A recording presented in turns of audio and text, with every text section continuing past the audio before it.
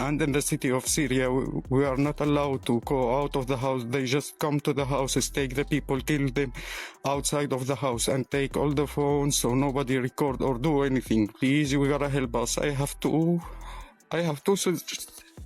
Something the media is not talking about is the mass genocide of Christians happening across the world, especially right now in Syria. I'm going to show you everything you need to know. Warning, this stuff can get graphic.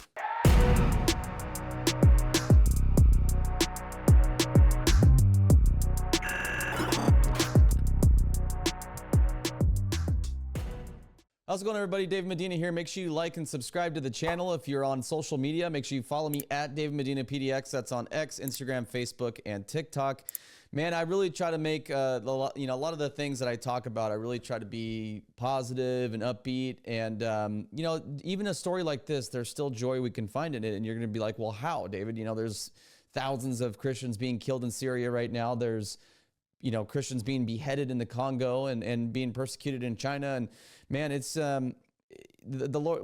I can say how because the Lord tells us to have joy. Because if you're being persecuted for your faith, you're doing something right, and your eternal reward is waiting for you in heaven.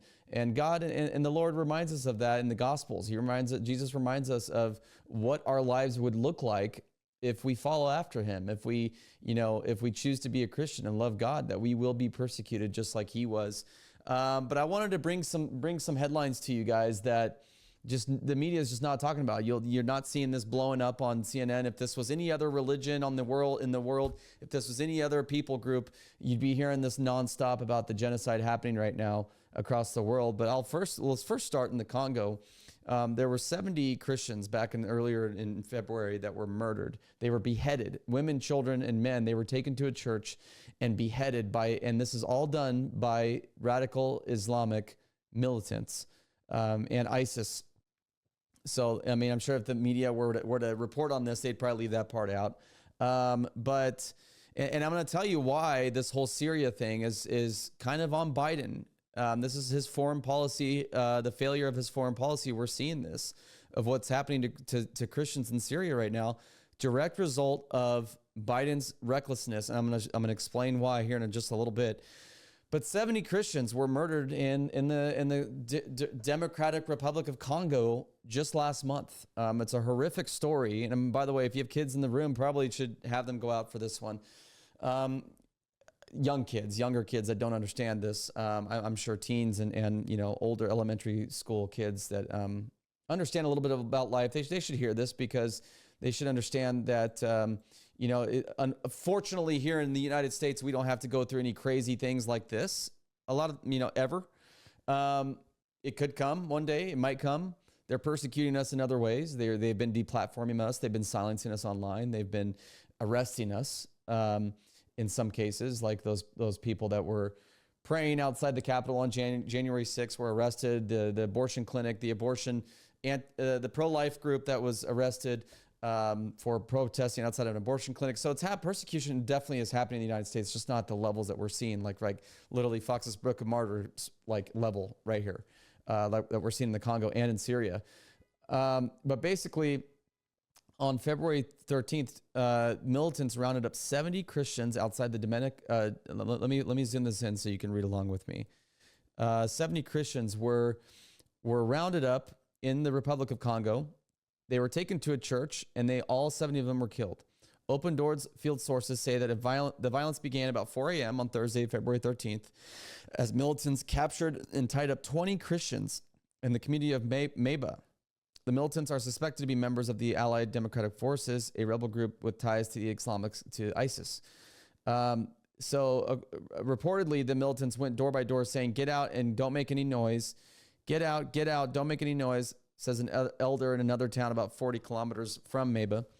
20 Christian men and women came out. They were tied up for an unknown destination. Meba is predominantly Christian and is located in the North Kivu province in the Eastern Republic of Congo, which also has been home to fierce fighting as another rebel group has taken over the territory. The Congo has always been unstable. It's always been civil war. It's always been, leadership is very, you don't find leadership in Congo.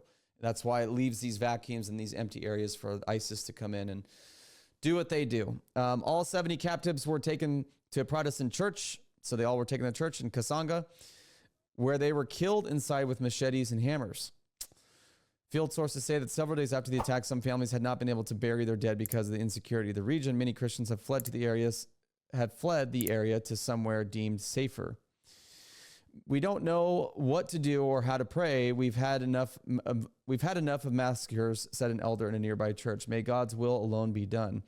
It's just amazing when you see people like this where their faith is still intact and they're still calling on the Lord, and it's something that we take for granted here in America. We live as Christians and we cry about, different things that are happening, but people are literally being beheaded in other countries, in Congo and in Syria.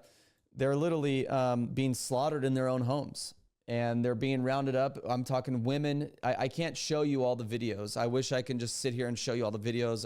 It would get taken down off of all the all the platforms, but there are videos, graphic videos of Christians being ran over in the street, being crucified on crosses in Syria, and being shot in the head while crucified on the cross alive. They were alive, being crucified, and he was alive on the cross, and they shot him from the back, and you just see the dude's head just go everywhere. Brutal, graphic videos of Christians just being slaughtered. And they say now up to about 7,000 Christians have been slaughtered in Syria, and the media is just completely silent. I mean, this is genocide. This is absolute genocide. And so this is from News Nation. It says, in recent days, graphic videos of alleged killing of Christians in Western Syria have emerged. According to Asian News, a Vatican-affiliated news agency that reports on Christian communities, more than 800 people, including women, children, and priests, were slaughtered in their homes solely because they were Christian. However, some groups say the number of victims is much higher. According to the Iraqi Christian Foundation, which advocates for Christians and other religious minorities in the Middle East, the death toll is about 18. So this is an older article. It's been well, it actually came out today, but the numbers are way even higher. They're saying they're even higher than that. It's closer to 7,000 that have been slaughtered in Syria. So this is from News Nation. So obviously they're trying to maybe downplay it a little bit. In December of 2024, so here's where Biden comes into play here. In December of 2024, Assad was ousted by the Islamic militant group Hayat Tahrir al-Sham, or HTS. Christians and other religious minorities in the country worried about their future as a new regime took over.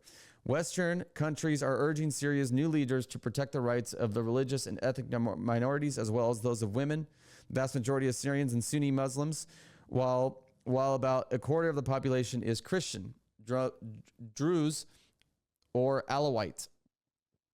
So you're probably thinking what does this have to do with Biden? Well, if you remember, Biden in 2024 was praising Assad being the leader, the former leader of Syria, being dethroned, and he is, since they say he took refuge he's in Russia. Because we know Syria and Russia, Assad and Russia have been allies. Joe Biden told the American people that this new government was going to serve all Syrians. We even sent them humanitarian aid. With all Syrian groups, including within the process led by the United Nations, to establish a transition away from the Assad regime toward independent, sovereign, independent, I want to say it again, sovereign Syria, with a new constitution, a new government that serves all Syrians. And this process will be determined by the Syrian people themselves. Yeah, how's that working out? We have thousands of slaughtered Christians. So this is from the Doge AI. The situation for Christians in Syria remains dire. I don't know why this keeps zooming out. It's driving me nuts. Maybe we need to switch to a different browser. But the situation for Christians in Syria remains dire after the fall of the Assad regime in December 2024. Islamic groups, Turkish military actions, and weak transitional government continue to threaten their safety. The Biden administration's so-called humanitarian aid and regional diplomacy failed to stabilize Syria, leaving a power vacuum exploited by extremist groups. And does this sound familiar? Does this sound familiar, like with the when Obama pulled troops out of Afghanistan too quickly, and it left a vacuum for ISIS to come into existence. That's how ISIS became into existence. There was a vacuum, there was an empty, there was a void in Afghanistan when Obama pulled our troops out too quickly and recklessly, and it left a vacuum that created this new wave of Islamic extremism to be bred, and which is now known as ISIS. It's not doesn't take a foreign policy expert to understand that when the United States, or when there's any kind of stability and there's any kind of regime change, or there's any change at all in the Middle East, it's going to leave a vacuum if you do it too quickly or if you do it recklessly without a plan. And Obama and Biden both didn't have concrete plans with Biden helping topple the Assad regime for whatever reason. And I'm not saying Assad is like a perfect human being. We know he's used chemicals on his own people before. We know that he's not a perfect dude, but he kept some stability. And if you're going to change that out, which I'm kind of for, you got to do it in a responsible way, and in a way that's not going to leave a vacuum, in a way that's not going to leave instability, which is what has happened. And it's just more of this failed president that we're just so glad is out of there. I hope Trump is going to do something to help these Syrians, these Christians in Syria. The UN's 2025 appeal for Syria is underfunded, and U.S. contributions are scrutinized amid policy reviews. The transitional government struggles with security gaps and economic collapse, raising concerns about long-term stability. The Biden administration's lack of cohesive strategy contributed to the chaos, leaving Christians vulnerable. Marco Rubio made a statement here. He said the United States, the Secretary of State Marco Rubio, condemns the radical Islamist terrorists. I'm glad that they're calling them radical Islamists, because I know Obama and Biden have trouble calling them radical Islamic terrorists. They're not terrorists. They're radical Islamic terrorists, including foreign jihadis that murdered people in Western Syria in recent days. The United States stands with Syria's religious and ethnic minorities, including Christian, Druze, Alawite, and Kurdish communities, and offers its condolences to the victims and their families. Guys, please don't look at the videos that are out there of these killings. They are horrific. They are horrific. They're as horrific as it gets. I mean, you see axes and hammers being taken to the back of the heads of these Christians. You see Christians being ran over in the streets. You see Christians being crucified on crosses and shot. You see just all kinds of I will show you one of these videos of the Christians being, so a couple of these videos actually of these radical Islamic extremists rounding up these Christians in Syria in the back of their trucks, and look how they're treating them.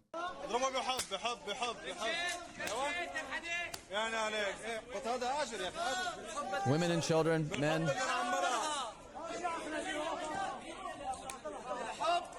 So every time that you hear that Trump does an operation where he either carpet bombs the hell out of ISIS or whatever, I want you to think of this guy's face and don't feel bad. Don't feel bad when these guys perish from the earth, because this is pure evil. And every time that Trump bombs terrorists or bombs these or Israel bombs the Hamas, good. I want you to think of these guys right here and what they're doing to these people. And this isn't even the worst of the videos. Look at slapping them, kicking them. And then this other video, they made them crawl like dogs and make dog noises. This is Islamic terrorists making Christians in Syria crawl and make dog noises.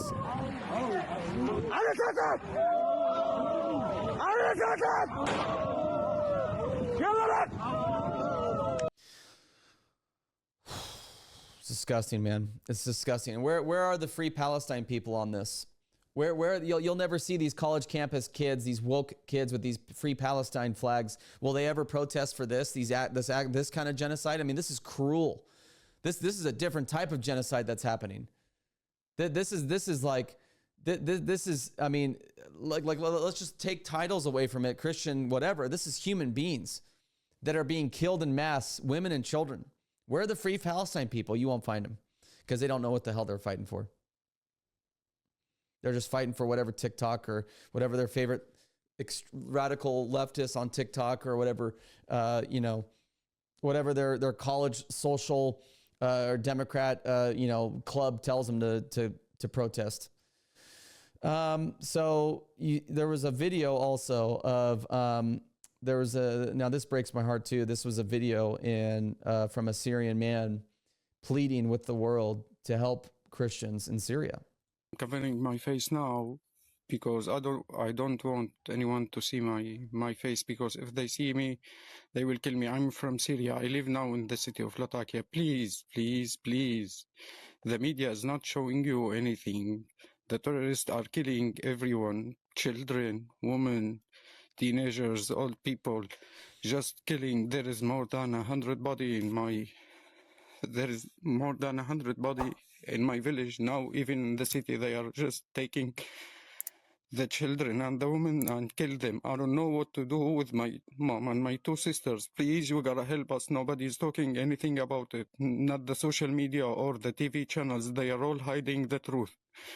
They are saying that they are killing the resistance, but this is end up 2 days ago. Please, you gotta help us. They have been killing people since 2 days until now. I'm gonna start like losing it, man. I'm gonna have to stop this video if I keep watching it. Imagine the horror. Imagine the horror that these people are feeling right now just for following Jesus. Guys, it can get to those points here in America. It's why we got to stand up for against evil. As no matter how little it is. And I have people that come to me and go, why do you you live a pretty comfortable life. We live a pretty comfortable life. Like why are you always complaining about what the left's doing? You just don't get it, man. You just don't get it, because if there aren't people like me or people like Charlie Kirk and people like Chad Prather and all these guys that are standing up that have committed their lives to speak up,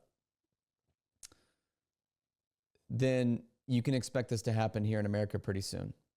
I mean, my gosh, they're already making us say pronouns, and if we don't say pronouns, we'll lose our livelihood, or we'll be ostracized, we'll be deplatformed. They already tried to take it there. Look what happened during COVID. We're really not far from this whole thing that's going on in Syria. This is what a Muslim extreme. So again, if it was any other people group, you could not get away with this. If Christians were mass killing Muslims in any nation, and genocide, it'd be all over the news, it'd be everywhere. And if Christians went and marched like this in the streets, I mean, there'd be riots. This would not be allowed. There'd be mass condemnations around professors and deans and CEOs condemning the violence against Muslims. But no, in New York City today, just days after Christians were massacred and continuing to be massacred in Syria, Muslim extremists march in New York City.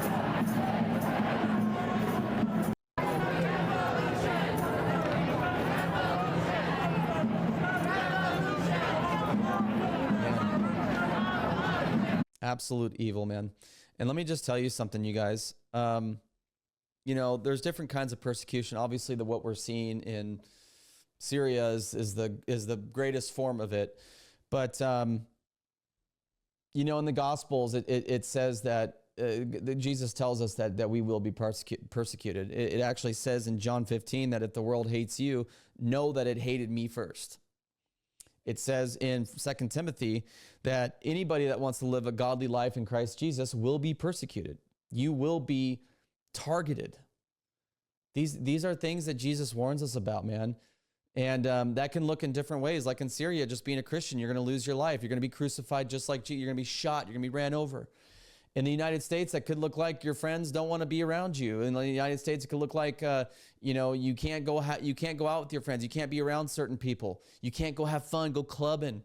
That it could be that, right? That's what it means to live as a Christian. You miss out on fun stuff. Let me just tell you something. That stuff's not fun, man. That stuff only hurts you. But we're seeing persecution in the United States, like, we're Christian. We're obviously, they're already labeling us Christian nationalists. They're already, lumping us in with white supremacists and lumping us in with nationalism. And, oh, you're just like Hitler, nationalist, Christian nationalist, just like Hitler. Man, the only thing that's stopping them is our Constitution and our rule of law. That's why America is the greatest country in the world. Matthew 16:24-25, whoever wants to save his life will lose it, but whoever loses his life for me will find it. His followers in Mark 10, his followers will face prosecution for my sake and for the gospel. Jesus promises that you will face persecution as Christians. And us American Christians, we don't have it as bad as these guys. shouldn't be complaining as much, but it can't happen someday.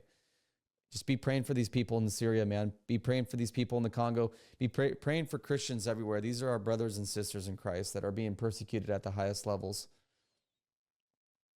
And we just got to make sure that we also just understand how good we have it here. Like and subscribe to the channel. Follow me at David Medina PDX across all social media. It's X, Facebook, Instagram, and TikTok. Appreciate you being with me. Pray for these Christians, man. God be with them. God be with you. If you guys are seeing this, if you're a Christian seeing this across the world, my heart goes out to you. Thanks for joining me.